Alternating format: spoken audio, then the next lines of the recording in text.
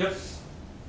So I wait a little bit longer because he's at a red light, and I'm in no hurry. Because in these situations, and he's not from Barnesville, he's from Wheeling, and I'm really suspicious. What the hell is he doing in Barnesville? He's 20 miles west where he should be. Boom, the other car's, my lieutenant is getting closer. I light him up because I got a good lighted patch there and a good place for him to pull over. Boom, I light him up, and he pulls over. I don't get out of my car. I sit there and watch him. I'm already unstrapped. Most times, city cops don't even have their seatbelt on. For this reason, right here, I gotta get that off. Sometimes they'll jump out. Sometimes they jump out like rabbits and they run away from you, and sometimes they jump out and they run back towards your car. Boom, boom, boom, boom, boom. That's the one that the cops are like scared to death of, because now I'm stuck in my car with gun belt on, which, like, you've ever had a gun belt on and sit in the car? They catch on everything. So I pulled the car over, and he has that, because my dispatcher came back with that he has weapon violation charges from the past. You ain't kidding, I'm gonna do a felony stop on him, which I'm gonna, as soon as my backup arrives, I'm gonna get out and order him out, but I'm gonna have my hand on my gun, alright? Now most cops in big cities, they already pulled and had a point at him. I didn't like to do that. Small town freaks everybody out going by in Barnesville, because they'll stop. They'll stop. Oh my God, Barnesville cop right has his gun out, I pointed at that guy. I remember we had a bank alarm drop and I did that, and I had my gun out and low ready, and man, I had 20 vehicles stop. It's like just, right? And it was back. It was right back downtown, and all three motion sensors inside, door alarm. Like when we had them, and it wasn't a storm. We'd have alarms that would go off in town because there's a lot of them are silent and go right to the police department. When storms go off, I expect that. I don't get all antsy. But a Friday night at 9 o'clock, and the motion sensor triggered, the door triggered, the dispatcher's telling me that. I have multiple alarms in there. There's no storm. There's somebody in there. There was. I knew it. Just how the alarms toned down and how she told me, because I've been there before for false alarms. After a storm, you know, the building shakes, wherever, they all go off at once. But anyway, where was I at? I told you too many stories there. I forgot track of thought there. You're not wearing your seatbelt. Oh, jump out of the car and I'm going to do a felony stop. You ain't kidding. I'm probably going to order him out of the car and pat him down, or her, because of that. Because I had reason to believe that they might, because I had a past for it. And what do we know about crime? They did it in the past, probably going to be doing it in the future.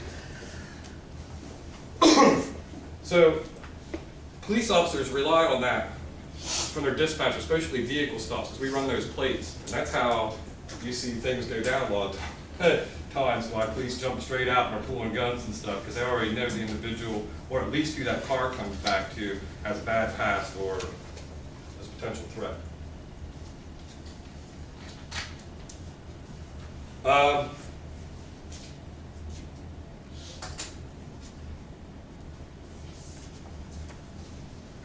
Time of day and location. 2:30, you know, after bars close and stuff, and you're out on the streets 2:30 and 3 o'clock in the morning, we automatically assume you're up to no good. If you're between the ages of like 16 and 35, and you're out at that hour at night, we automatically think you're up to no good. What are you doing out? And I've already ran your plates, you're like 20 miles from your home. It's 3 in the morning. You're probably drunk, is what I'm probably thinking. Behavior of the suspect. Visual indication the suspect may be carrying a weapon, bulge in the clothing, any prior knowledge the officer may have. Pat down is limited to the frisk of the suspect's outer clothing only. It's not a full-scale search, such as might be conducted for a valid arrest. An officer may not reach into the suspect's clothing or pockets unless and until the presence of a weapon has been detected by the pat down. Anybody ever felt a baggie full, quarter of marijuana in a baggie? I know what it feels like when I pat you down. It could be other things too. But boy, that makes me, you got that, I got all that, but I can't find a weapon, but I know damn well I think there's pretty much a quarter of a pot or something. There's a bag, I can feel it in their coat pocket right there. It feels squishy, it feels like about a quarter. Boy, cops really want to reach in there and grab that. Is it a weapon? I think I got it. I need to build more reasonable suspicion, probable cause. There's more I can do to interview him. But just that alone, feeling that when I went past that coat pocket, and like, I think that's a baggie of marijuana. I can't reach in there and pull that out. Right? Just for the pat down. Keep interviewing them, and we'll get there. We'll get there probably, usually.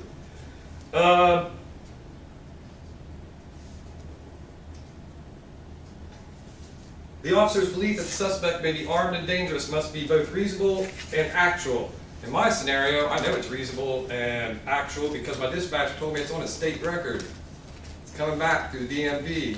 When I run it, because what the dispatcher does is runs them plates, and then the person that comes back to you, we run their DS, which I don't know why we call it that. It's SSN, it's what us civilians, but a lot of times the computer, we call it DS. I don't know, direct circuit. I don't even know. I asked before, why do we use that? I don't know if you guys do it in West Virginia, but in Ohio it's a DS, which is simply an SSN, Social Security number. But she's going to run that Social Security number too. And that's the other thing I want to do when I walk up to the car, or I got to get him out and have his hands on the hood and I'm patting him down, is what's your name? It's not the name my dispatcher said. Alright? Now that I patted him down, and there was only him in the car. Alright? If there was more in the car, I would be pulling them out. My other officer would be helping me have them all patted down, because I think there could be a weapon in this car. He might have handed it back to his friend. I don't want to be sitting here talking to him. He don't have a weapon. His buddy blows me away from the back seat. Right? So I want to get them all out, pat them all down. After I've done that, ID. Can I have your ID, sir? He reaches in his back pocket, pulls out his ID. You'd be surprised how dumb they are. His wallet flips open, and there goes marijuana cigarette out in the middle. Yeah, it happens like that. You're like, aha! Now we got something to arrest you for. And that damn bag I felt in your coat, I know I can grab it now, because I'm arresting you for that. Now it's a search incident to arrest. See how I keep building and going farther? But it takes time, interview, and this interaction between me and the suspect. And I just kept building. They just kept messing up, and they do every time.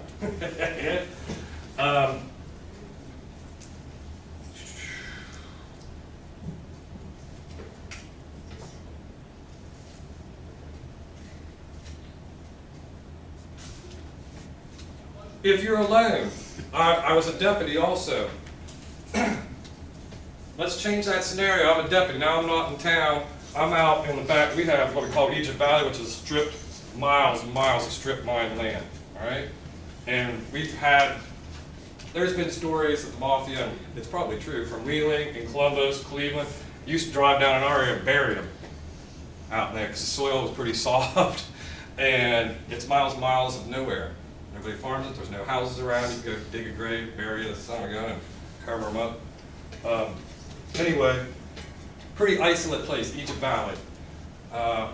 Look up Elijah Fox.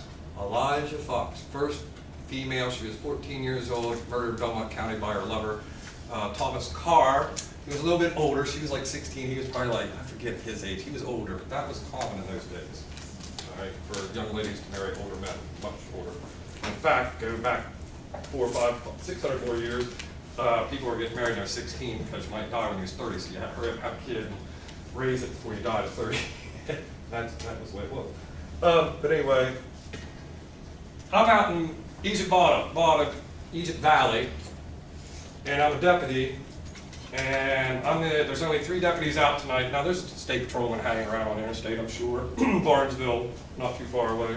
But I don't have a lot of backup real close. I got backup, there's even a ranger at Senate, of course, he probably has to drive his boat from off the lake, getting a run to his cruiser, jump in the cruiser, which was an old piece of crap because he's a lake ranger, and over my direction.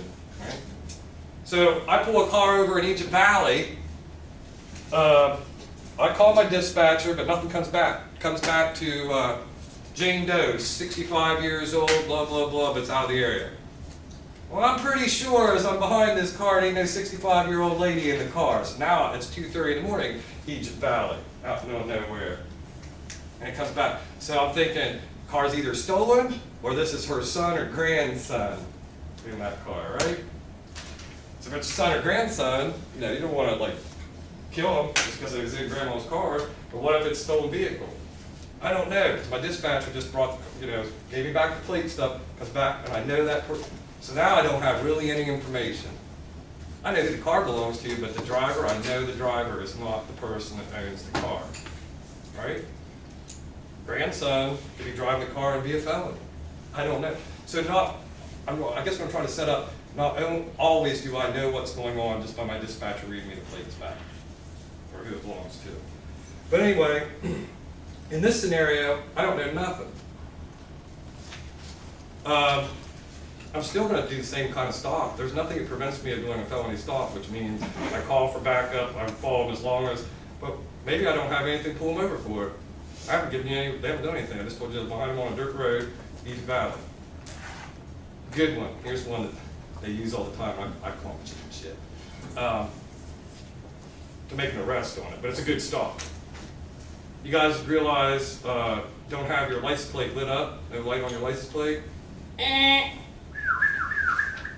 Pull you over. Hello, Miss Hunt, or hello, driver. Can I see your driver's license registration, please? Thank you. Do you know why I'm pulling you over tonight? Oh, you're probably one of the people that hate it when I ask you that. Well, the reason I'm pulling you over tonight is because some people flip out when you say, you know the reason? Well, I don't have to know the reason. You just tell me to talk, I'll pay your salary. I'm like, okay. The reason I am pulling you over tonight, ma'am, is because your license plate light's out, and it's 2:30 in the morning, you're out in the middle of the Egypt Valley, and the car comes back with a 65-year-old lady. All those things together make me really suspicious. Can you tell me whose car this is? And he's like, your mom's. And they're like, what are you doing out here? And you're like, I'm trying to pick up my boyfriend, and he's at work at this mining. Oh, he's like, okay, it's right on down here. I got you. He's at work at the mine. Gotcha. I'm about my business. That's normally how the traffic stops go. It's something simple. It doesn't always come back. So you got to watch when you do those kind of stops and those searches and those pat downs. It's all about the totality of circumstances. Remember that's back page 16.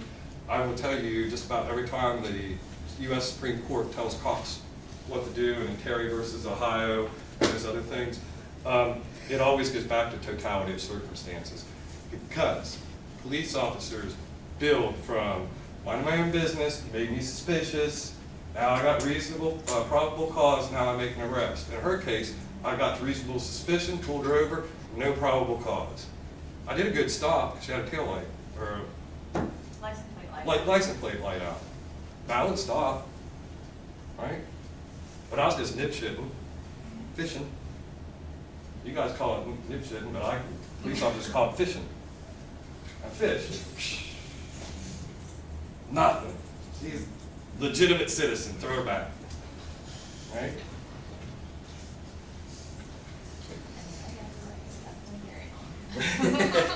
That is probably the first thing you'd say is like, hey, I got a concealed carry permit, officer. You should probably do that. You don't have to. That happened to my cousin. Right? And she told him, and he thanked her, and all was well.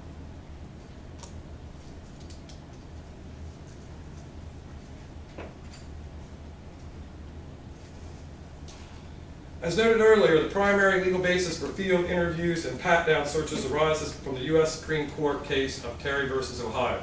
However, many states, including Illinois, New York, and Virginia, have statutes that govern these activities. These statutes may place restrictions on officers that are more stringent than those imposed by the U.S. Supreme Court. In addition, state constitutions may also place limits on an officer's authority to detain and frisk suspects that are more restrictive than those announced by the U.S. Supreme Court. Plain view doctrine. Officers have the opportunity to begin an investigation or confiscate evidence without a warrant based on what they find in plain view and open to public inspection. This has become known as plain view doctrine. Doctrine first established by the Supreme Court in Harris versus the United States. I should start writing these up here. There's a bunch of them now. I'm going to go crazy. Harris versus what? United States? Yeah. What was the year? 1968. What was Terry versus Ohio? 64? 63, I believe. 63? 68. 1968 also? Right? Yeah, I'm gonna start keeping a good list of those. This chapter is packed full, and there's a bunch of them going back there I put in there. In Harris versus United States, 1968, police officer found evidence of a robbery while inventorying an impounded vehicle. The court ruled that objects falling in plain view of an officer who has the right to be in position to have the view are subject to seizure and may be used as evidence. Remember I told you about stay out of patrol? Stay out of patrol, every time they arrest somebody and they take them away from the vehicle, and that vehicle's going to be left beside interstate, they do a vehicle inventory. They do it every damn time. If it's pouring rain out, they do it. If it's pouring snow, they do it every time. And the reason is because they know, right here it tells them, hey, they arrested somebody, but in the trunk there's a pound of cocaine. They don't have no damn right to be in the trunk. They arrested me. I didn't have access to trunk. Can't get in my trunk. Need a search warrant. But if you arrest me, and they always do that vehicle inventory, they can get away with it. So they do a vehicle inventory on every car, and lo and behold, we do this one, and we open up the trunk to do the inventory on it, and it's got a pound of cocaine in there. It's admissible. If the state patrol said, oh, we randomly do vehicle inspection or vehicle inventories when we arrest somebody, wouldn't hold up in court, it'd be an illegal search and seizure. But because it's in there, standard operating procedures, they do it each and every time. That's what this statute's getting, or what that paragraph was just talking about. Plain view. And it's exactly over that. They find, okay.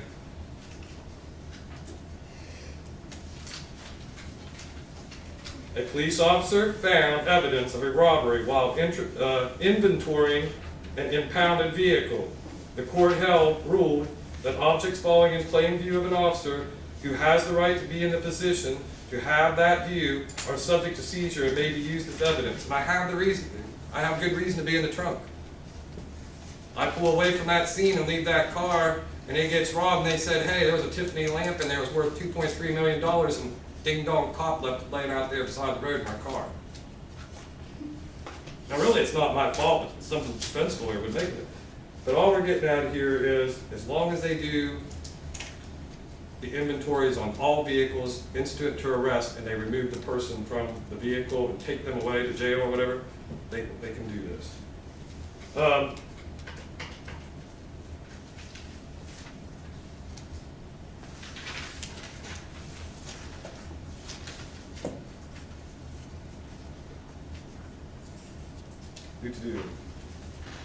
Moving on.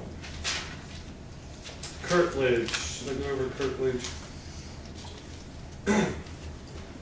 In Oliver versus United States, 1984, the U.S. Supreme Court reaffirmed its position that open fields are not protected by the Fourth Amendment. Neither is your damn trash once you set it out on the curb. However, people have gotten smart to that. They've learned it off YouTube and stuff. If you put a lock on your trash can and the cops bust the lock off to get to your trash, that's unreasonable. If you secured your trash and your trash man has a key, and I'm like, oh, I need this, and it's on the curb, so as long as you didn't secure it with a lock or have it locked up, that's open, man. Anybody can come along and get your trash off the curb. But now, if you put a padlock on your trash can, and I come as a cop and bust your lock off, and get in your trash, get all the stuff I want, and the trash man comes an hour later, that's illegal. Right? Because I secured my trash. Open fields are not protected by the Fourth Amendment. This differs from constitutional protection over buildings, houses, and the area surrounding them, known as curtilage. The curtilage is considered one's yard. Thus, both the house and the yard are protected and cannot be searched without a warrant, or one of the exceptions mentioned. Open fields and pastures outside the curtilage are not protected by the Constitution. Thus, searches made by the government of those areas are not considered unreasonable. In the Oliver case, police officers acting on reports that marijuana was growing all over his farm proceeded to investigate, but without a warrant or probable cause. How do they do that most of the time? How do you think that happens most of the time? I'll tell you how it happens. I go out here at the airport and I get in this little helicopter and I'm like, glad to meet you, pilot. What are we going to do today? We're going to go over to the southwest corner. Okay, I go. Hey, I think I got one down here. Most of it happens from helicopters. when we're talking about open fields, most of the time, you guys ever have helicopters that go over and look for marijuana? We do every year about fall time. They're all over the place buzzing around looking for marijuana. They do that a lot in Alabama. That's open field They get searches, real low, right? yeah. That's called an open field search. I mean, a lot of people go to, like, sometimes they'll go to running. Jump about That briars. happened back in Alabama. They were actually out in their field, Yes. and they took off running in the woods. Yep. That's what we're talking about here. That's what happens when we're talking about this most of the time. We're talking about helicopters flying over your property and they're looking in your holla. That it's not. There's no road that you can see. We have a large farm, so there's places on my property that nobody can see from the road. They would have to trespass to get to a vantage point to see there. That's where I do my sunbathing. Okay. Anyway. Can't trespass, walk across property, but you can fly over it. And if you fly over it and you see down on the bottom where you can't see from the road, like marijuana plants growing, that's open fields, and that's what we're talking about here. The Oliver case, police officers acting on reports that marijuana was growing on Oliver's farm proceeded to investigate without a warrant or probable cause. They drove past a locked gate with a sign that read no trespassing. However, a path was also observed leading around the side of the property. After following the path around the gate, officers found a field of marijuana located more than a mile from the house. Oliver was subsequently charged and convicted of manufacturing controlled substance. This case is significant because the court essentially stated that a person's reasonable expectations of privacy under the Fourth Amendment does not apply when the property involved is an open field. Now, you're probably thinking, wait a minute here. Let me tell you this. That's true. What if I had put up a fence and there was no way around that locked gate? And you had to cut my fence to go through it. Would it have been admissible then? The way they did it wouldn't. If this case had been just slightly different, and he had barbed wire fence all the way around his property, right? And gates were all locked, and they would have had to cut wire or cut the lock on the gate. They would have had to damage property to proceed in. That would have been illegal. That would have been illegal. Right? Farmers know this. If you have an open field, but if I have a secured field, that fence and a padlock on my gate. Now I got a fence all the way around my field or around my property, but no locks on the gate. Still not secured. I didn't have to break anything. I just simply, it's like opening a door, but it wasn't locked. Right? So for that, if you have a fence all the way around, you have the gates locked, and you have to damage my property to go into the property, then that would have been illegal in this case. But they didn't do that. So what would you have done if you was a cop? Simply got the helicopter, and now what do? You don't need no damn helicopter. You buy a $500 drone off Apple, incorporate it off the Apple store, and you put a little camera on it, and you fly over it that way. It's much cheaper, and anybody can do it. And bam, it's all marijuana. Take that back. Here, Judge. Well, I filled out my affidavit for the warrant and everything, but I showed him that too as part of it. Yep, got the warrant. Now I can just do whatever I want to get into that warrant. Marijuana. Confiscate it, charge somebody.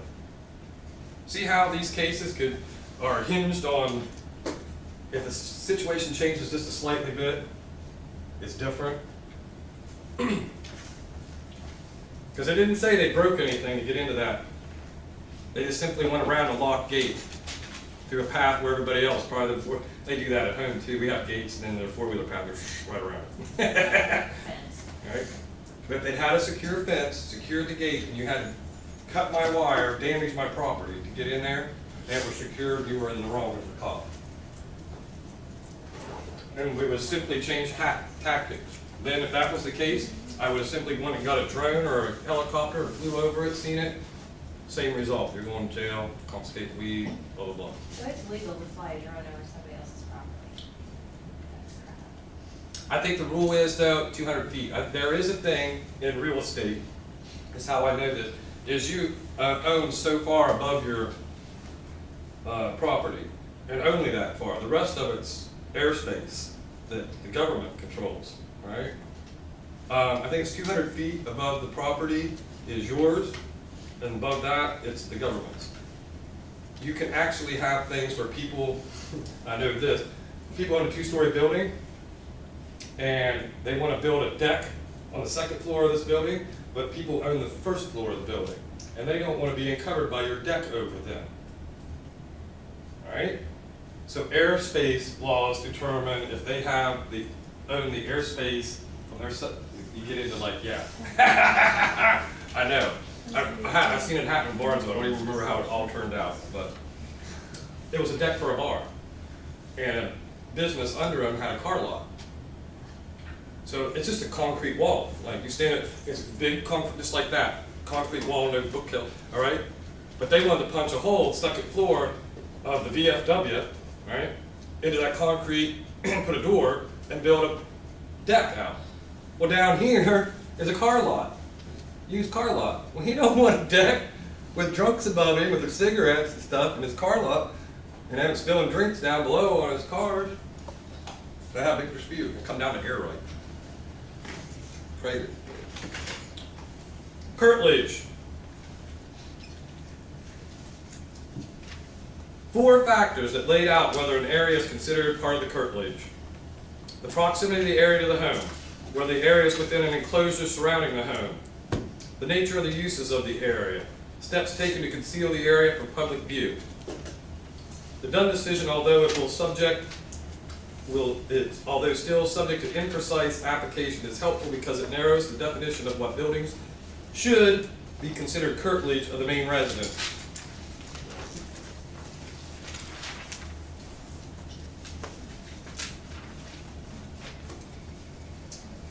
The term arrest may take on many different interpretations. For example, as official interaction between a peace officer. I love that they say that, a peace officer. You guys know the difference between a peace officer and a law enforcement officer? Ooh, we'll go over that sometime. I don't even have enough time. What time are we done? 10 more minutes? 5 more minutes? Next week, remind me to tell you, give you the lecture, difference between a peace officer and a law enforcement officer. And then ask Andrew before you ask me, like, Red wants to do it, he'll be like, roll his eyes, he'll be like, are you ready for that lecture? I used to give it all the time, it's really made me happy. But, huh? Do you want these today or sketches? Ooh, yes, if you have your sketches, put your name on them big somewhere, hand them in to me today, and I'm gonna have to make a, damn shy, I'm gonna have to make a column in grade book for extra credit for these, because there was no, that assignment, you're not supposed to see it. Shy can see it, because she was an instructor view. I don't know how, did you guys see the assignment? Right? You guys are, this was an assignment I did for you guys. So Shy, when I come back, said, I had to do that. And I was like, Shy, they can't see that. She wasn't aware that it's like hidden. I'll show you what I mean if this thing will light up real quick. But go ahead. I don't know what I'm gonna do. 5, 10 points. I don't know. All right. So make sure they get in this orange thing on my desk today. And I can show you what I mean by it's hidden. Here real quick.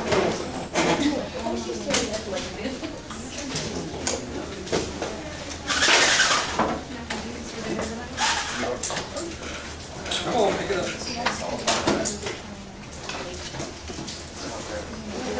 You like this.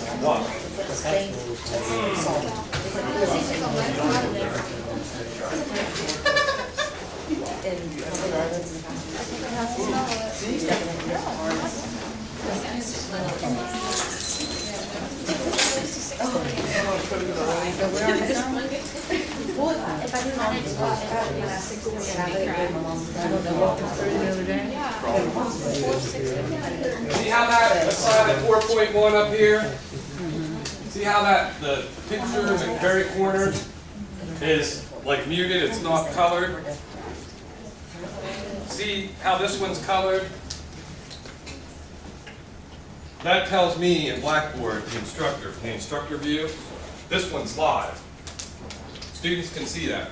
Whenever the icons are not in color,